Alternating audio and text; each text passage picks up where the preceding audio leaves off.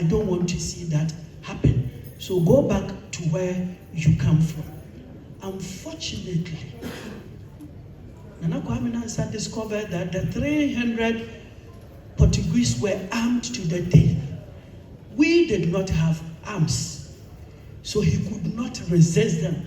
So in actual fact, it was not a real request, but it was a demand in disguise.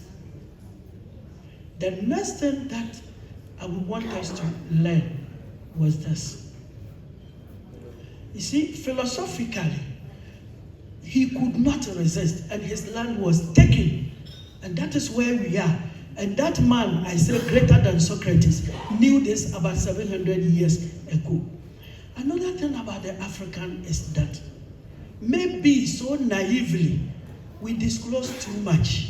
When the Africans were going to meet the Europeans, you know, in Africa, normally we won't wear anything, something small to cover this part of the body. But everybody was wearing a heavy golden crown, big necklaces. So, and there were many. And when Nana Kwame Nkrumah tried to introduce his people, that look at the way you are gorgeously dressed, referring to the Portuguese dress, the European dress, and look at the almost naked people standing before you. What he did not know was that the necklace, the gold chain around the neck of just one person could buy all the ships standing on the sea. The African chief did not know that. He didn't know he should have hidden it. He didn't know that he was disclosing to them the very essence of their visit to our continent, that we have more than you want. Then the next was that when he felt that his people were naked and weak, he didn't know that he was telling them that I have got virile young men, muscular, ready to do all your work in the Americas. That was why you should discover why the dungeon at the Elmina Castle was not built as an afterthought, but it was part of the construction. So from the very word go, the European knew that he was coming for our resources and our people. That's the story. The next thing that I want all of us to learn, because sometimes it's difficult for our Caribbean brothers and sisters to accept that Africans did not sell their own brothers. And so it is a lie. When you read from the history books, the title, The Slave Trade. When you say trade, you mention trade. The economist, the businessman, the lawyer knows that it is an interplay between the buyer and the seller, and the subject being goods and sometimes services. This was not a trade.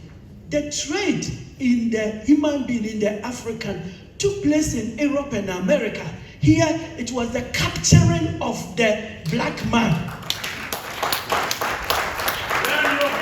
Yes. So, the slavery was actually perpetrated by the European and their collaborators, just as the Holocaust was executed by the Nazis and their collaborators, and not Germany as a country. We did not sell our brothers and sisters.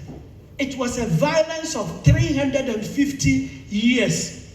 And that 350 years, this is what happened. You read history books, they tell you that between 12 and about 20 million Africans, no, 15 million people lost their lives in the capturing and then transportation to the coast. Because sometimes about 500 miles, and you have to walk from Kano to Port Harcourt or from Salaga to Elmina. So for the 350 years, about 15 million people lost their lives.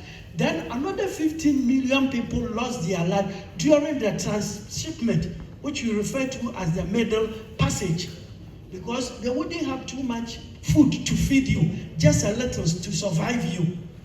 And so there was the survival of the fittest. 15 million was able to reach the Americas. So in all, this continent lost 45 million of its sons and daughters in a period of 350 years. And as I say, it was the survival of the fittest, the strongest.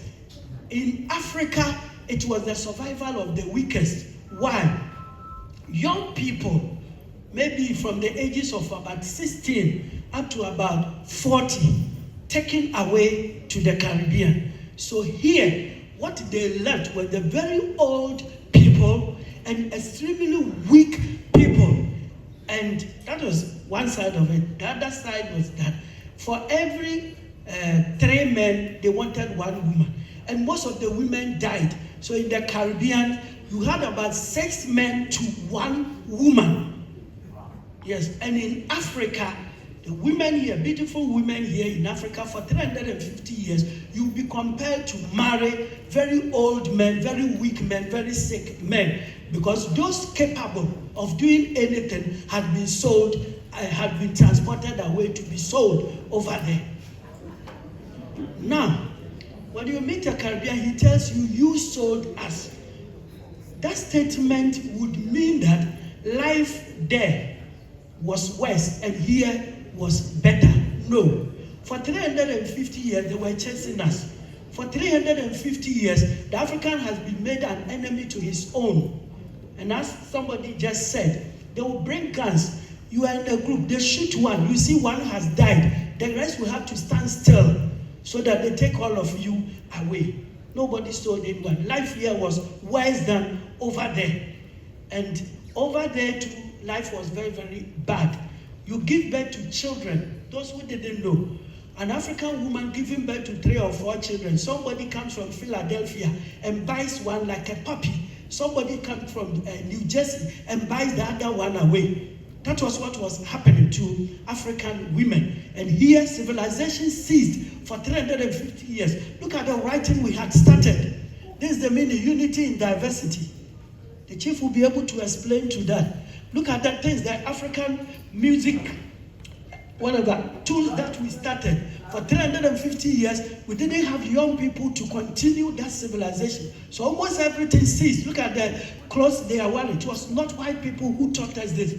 And the one wearing smoke, this one, and the MC, what he's wearing, please let them see you. It's not the white people who taught us this, but the civilization of continuously improving upon them had to cease for 350 years.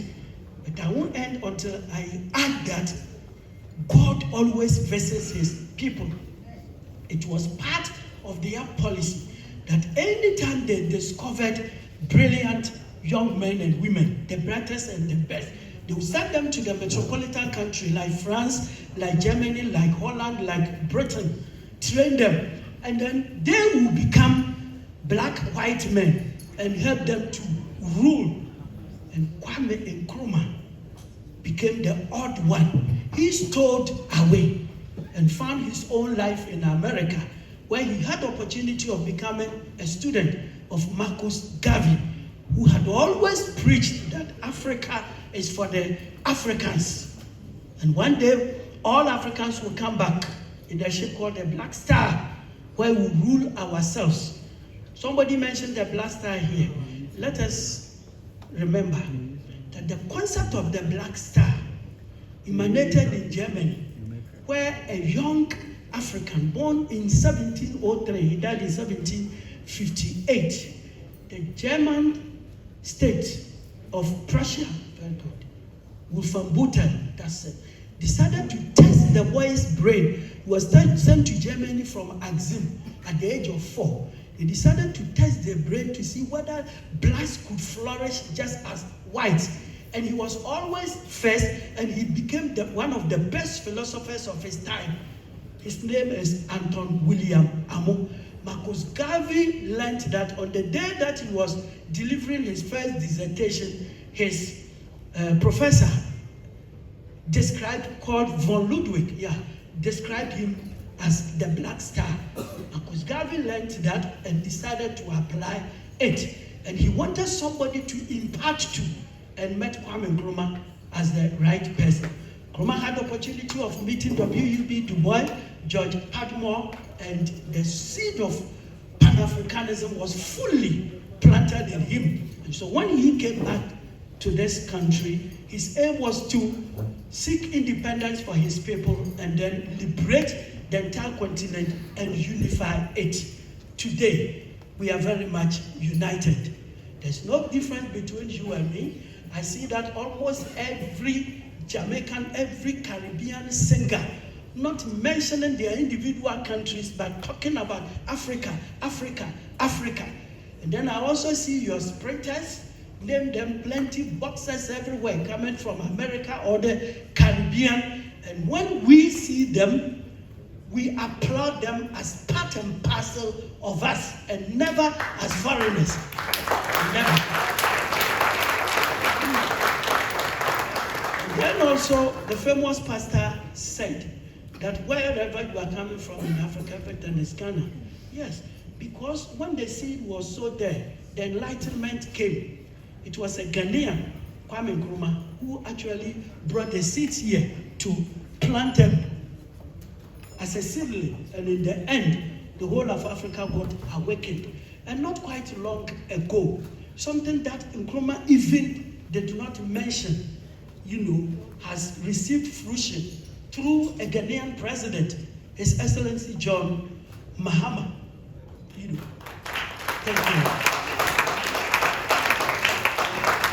Thank you, sir. At first, who were you in the beginning to mention the issue of reparations?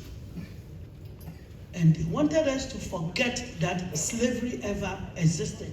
Through this man, the whole world has accepted that the worst offense since creation was ever done to the black man.